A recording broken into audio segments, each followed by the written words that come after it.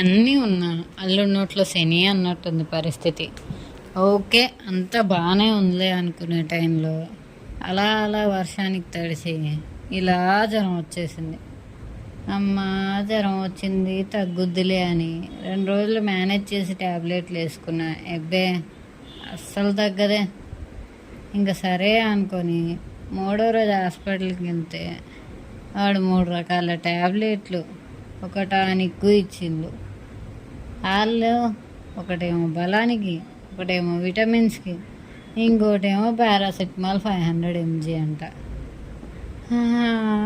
ఇవన్నీ బాగానే ఉన్నాయిలే అనుకుంటే ఇంకోటేమో సిరప్ ఇచ్చిండ్రు. ఆ సిరప్ ఏమో తాగితే వాంతుకొచ్చేలా ఉంది. పొద్దున్న ఒక్కసారి వేసుకుంటేనే అదో రకంగా ఉంది గొంతంతా. ఇప్పుడు మళ్ళీ దాన్ని ఒక 5 రోజులు కంటిన్యూ చేయాలి. ఏంటో ఈ జీవితం.